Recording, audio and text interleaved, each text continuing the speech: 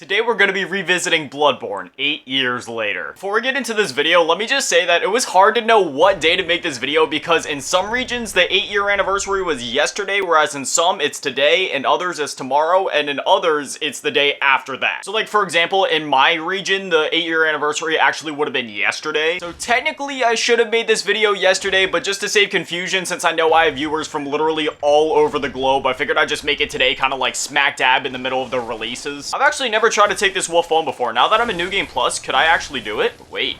My first time killing the wolf, do I get anything special for it? Does he like search corpse? Oh, he gives you 3 blood vials. You know, I was hoping I'd get a little something more for that because, you know, at the beginning of the game, it's hard to actually take that boy on, but it is what it is. Anyways, if you guys have never seen one of my blank game, blank years later type videos, basically we just go into the game, we play and give like a mini review of the game, my thoughts on the game. Bloodborne is definitely an interesting one for me because I didn't play it for the first time until quite recently. Okay, well that's kind of a lie because I actually tried playing the game like a couple of months ago, but then I ended up giving up on it just because I sucked at the game. I came back, still sucked at the game, but I decided to push through it this time. And I'm glad that I did. You know, I had fun with the game on my first run through. I call it a run through because I had to sprint through the last half of the game because of how hellish those areas are. And you know, by the end of the game, I enjoyed my experience, but I wasn't too hot on it, so I ended up coming back to the game after I wrapped up my series. You know what? I'll grab the Hunter's Axe. I was always told that that was a good weapon. I never actually used it though. So who knows? I might actually try to level that up and see if it's any good. I'll go with the blunderbuss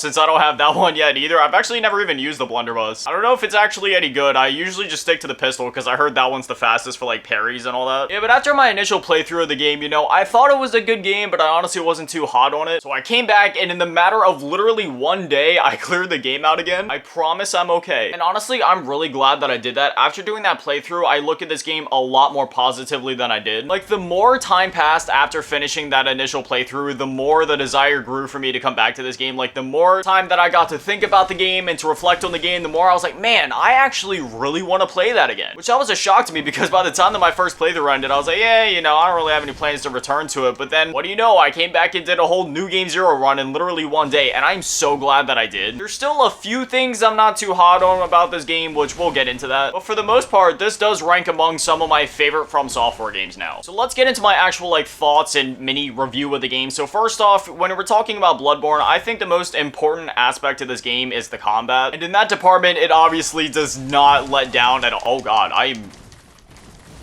I'm dead already. Oh my gosh, I've been playing for 5 minutes. Obviously in the combat department, it does not let down at all. Like this game is brutal, but satisfying in its combat. Like if you try to play, oh wait, why did it send me back to the Hunter's Dream? I forgot that it does that. Do I have enough blood echoes to level up? I mean, no. This game's combat more than any other can either be the most punishing combat system in any Souls game, or it can be one of the most satisfying and rewarding. In one sense, it can be very punishing if you try to play it like a Souls game. You know, you go in real slow, you're blocking, you're dodging, you're just, you know, you're doing it very slowly. And if you try to take your time and be all methodical like in any other Souls game, you will be punished very severely for it. Now, I'm not saying that's a bad thing. Like, that's part of this game's charm and part of why the combat works so well is because you're forced to be aggressive. Like, for me personally, that's actually one of the things that drew me to this game. Like, I love how aggressive that the game forces you to be. Like, right now, you're seeing, if I was playing like this in any other Souls game, I'd already be dead. Well, technically, I did die already once. But still, in any other Souls game, if I was trying to be this offensive right now, I'd be getting ganged up on, I'd be dead in less than 30 seconds. But in this game, it rewards you for it. And see, the thing is, it isn't just like you're mindlessly swinging or hacking and slashing or anything like that. Like, there's still thought to it. You still got to factor in, like, timings, like, when are the enemies going to attack? When am I safe to attack? When should I be dodging? When should I be healing? How do I manage my stamina here? It beautifully takes the combat system that we all know and love from the other Souls games, and it makes it work in a different way. Not to mention the rally mechanic. That is probably my favorite mechanic from this game that I wish could come back in some form or fashion in later games. I mean,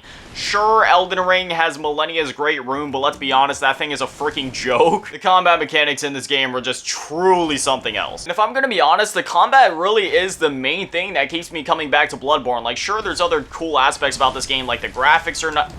Oh my god, dude, I'm getting slaughtered. Obviously, the graphics are nice, the art direction is amazing. I mean, you're seeing these environments. It is such a different aesthetic compared to what we're used to seeing in normal Souls games. And in typical From Software fashion, it is nothing short of absolutely stunning and beautiful. But at the end of the day, while all that is nice as all, the main thing that I care about in this game and the main thing that keeps me coming back is just the combat. I'm not saying that every other part of the game is bad because it's not. If anything, that's a compliment and this goes to show how good the combat is. There is very few feelings more satisfying satisfying than looking at a full horde of enemies. You know, you're looking at like 10 to 15 plus enemies. You have no idea how you're gonna get through it. And then you just go in and do what a hunter does best. You just start hacking, slashing, dodging, getting into that flow, that dance of death into combat. This opening village section, now while it's different from other Souls games, because obviously in other Souls games at this point you'd probably have a boss that you'd have to deal with, this game actually holds back on revealing its first couple bosses. Instead, it pits you up against all of these enemies and it forces you to learn the mechanics and speed and tempo of the game. I truly do believe that this was the best way to execute the intro to this game. Could you imagine if you get into this and instead you're forced to fight a boss?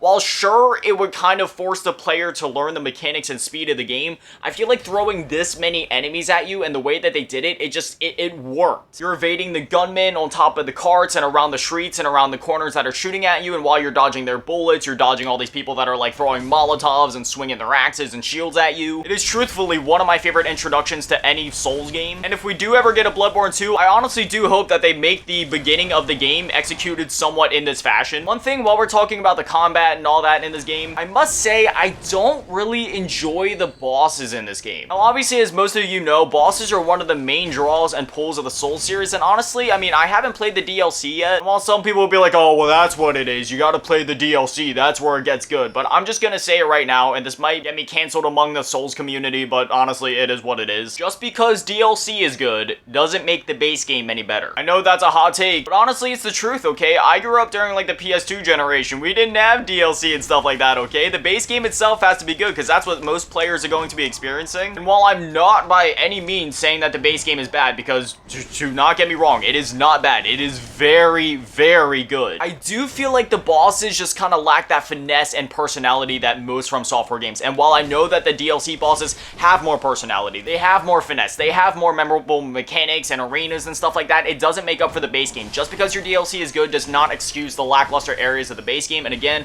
I'm not saying that Bloodborne has lackluster bosses or encounters, because it's not really lackluster, it's just more that it's disappointing compared to their other games. Because even though I just beat this game for the first time, like what, 2 or 3 weeks ago, I honestly could not name you many of the bosses from this game. I mean, I can think like Gascoigne, Garamond, Vicar Amelia, I mean, like, outside of that, like, there's other bosses in the game, but I'm just blanking because none of them really resonated with me. They just weren't that memorable, and for the bosses that were memorable, they were memorable for the wrong reasons. Like, for example, Bloodstarved Beast, I don't remember him because he was a great fight. I remember it because it was a pain in my ass that I was stuck on because of the egregious poison mechanics. Thankfully, not too many bosses in this game fall into that trapping of just being more annoying than actually fun to fight. However, there are definitely a few, I think, like Mikolash, again, Bloodstarved Beast. The Witches of Hemwick were also a little bizarre because if you don't have insight, it is one of the most brain-dead and simple fights in the game, but if you do have insight, well then good luck. It's not necessarily an overly difficult fight once you do have insight, but you know, when the shadows are walking around and they're trapping you and being forced to endure all of the witch's attacks, yeah, it kind of gets annoying. But on the other side of that coin, this game has some of the best fights that From Software has ever crafted. Like, I think the Shadows of Yharnam, that may just be my favorite gank fight out of any From Software game. I know that's gonna be a hot take right there, but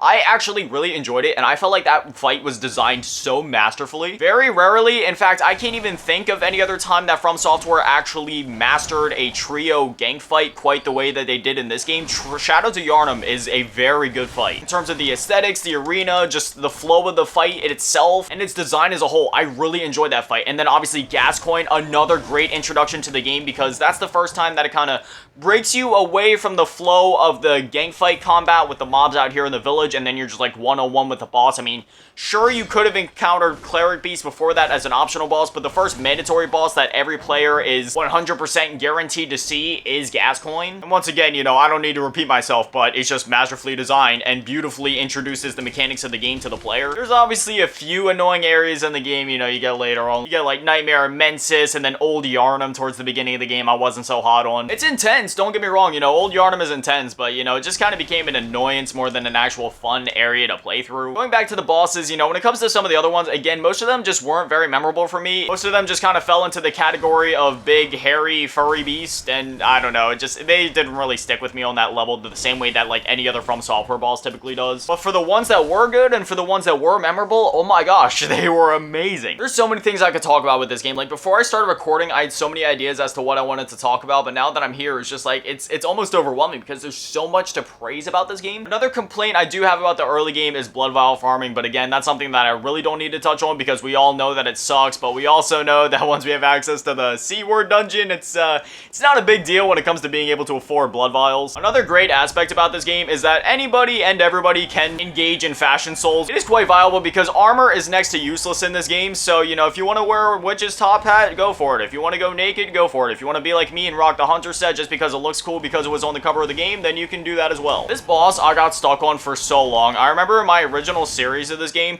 I came in here, I tried to take on this boss, and I ended up giving up on him, and then I came back to him like 3 months later, and I ended up getting him first try. I'll never know how that happened. I'll never understand it. Another thing worth praising in this game is that it is home to some of the best OSTs in From Software history. I feel like that kind of goes without saying. Like, From Software's OSTs are just like on another level. They're always insane. I also love how this game basically made summons useless, which meant that every player had to be on an equal playing field. Like, yes, there are summons in the game. Yes, you can use them, but I'm sorry, if you've played Bloodborne, you know how useless the summons are. You're better off not using them, especially in this first fight, for example. Like, if you summon Gascoigne, it actually makes the fight harder for you because all it does is it inflates the HP and Gascoigne does, like, no damage at all, so you're basically better off going into these fights solo, and I'm actually glad that the game is like that because, again, it puts all the players on a level playing field, so then by the time that you finish the game and you're talking about it with your friends or other people online about your experience with the game, then everybody can kind of relate and they can say that they had similar experiences. I mean, sure, there will always be differences depending on what build you used, where you put your levels, you know, your stats and all that, but for the most part, everybody had a relatively samey experience with this game, and I truly do believe that that is one of this game's strengths. It's also a similar strength with Sekiro, where there's not too many ways to cheese. I mean, there's more ways to cheese things in this game compared to Sekiro, but still, compared to most Souls games,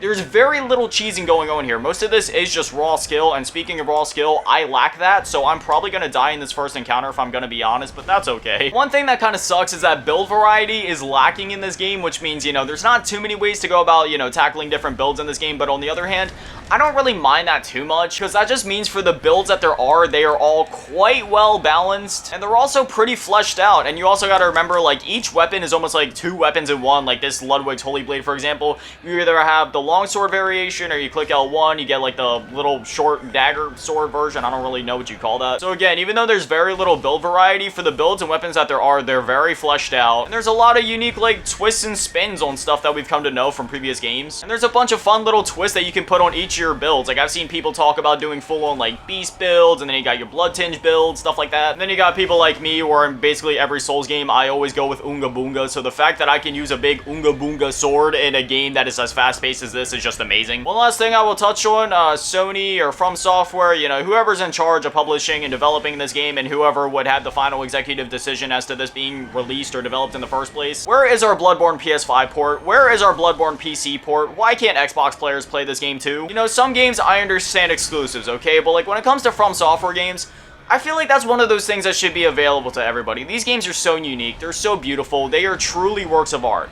Why can't every player experience this? Why does this have to be locked to exclusives? At the very least, even if Xbox players can't get their hands on it, look, Sony's been doing so many PC releases lately, why can't Bloodborne be on PC? Why isn't it there yet? And at the very least, why isn't there a PS5 port of this game or a PS5 upgrade? I mean, because technically there is a PS5 port, you can play this game on PS5, but there's no upgrade, there's no 60 FPS, there's no 4K textures. I mean, we don't even need 4K textures. If we can just get like a 60 FPS update, that would be huge. Lord knows on the PS4 version, there's a good bit of frame dippage that happens throughout the game. Is that even a word? Frame dippage? That kind of sounds disgusting. But seriously, the fact that there hasn't been like an update or anything like that for the next-gen consoles or PC just feels wrong. However, with it being the 8th anniversary, I'm keeping my fingers crossed that maybe we'll hear something soon. I mean, I'm not keeping my hopes high. It would just really be nice because this game is so beautiful and I'd hate to see it just be stuck on PS4 because while PS4 is a great console, obviously, it's technically outdated at this point. We're on to the next console generation. 103,000. Yeah, I really got to spend those blood echoes. So for the love of God, if there's any developers or publishers or anybody watching this video, please give us a remake, remaster, or even just a simple port. But, you know, when you do that port, make sure you unlock the frame rate, please. I'm not even a stickler for FPS, okay? I've been playing games since, like, the PS2. I played GoldenEye back in the day on the N64, where every time you throw a C4, it drops down to, like, 2 FPS. So I don't really care about lower FPS in games. However, considering the fact that this game is playable on newer hardware, and the fact that it would be possible to upgrade the game in some capacity when the possibility is there, and I'm imagining there wouldn't be too many hoops they'd have to jump through to make it happen, why not just make the upgrade happen? Why not just make that FPS boost option available to the players? But anyways, despite my praises, despite my critiques of the game, whatever, Bloodborne 8 years later, does it hold up? Is it still good? Of course it is. This game is absolutely phenomenal, and if you've not played the game, but if you don't have a PlayStation 5 or a PS4, then obviously there's not much you can do about that, so let's hope for a PC port at the very least sometime soon. But anyway, as always, a shout out to the Patrons and channel members: Kermit's Fave, Grandma, Liberty Tab, Big Daddy, Maddie, Chalupasaurus, Rex, Razak, Polar, Ray, De Webster, Lamas, Bianca, Spiritory, Drippy Son, Mellow, Lasking, Peter Magic, Mason Irving, Teacher Y15, Flame 71, Aaron Reynolds, and Unknown. Thank you guys for watching. Have an amazing day. Stay beautiful. I love you all. And remember, don't go hollow. Peace.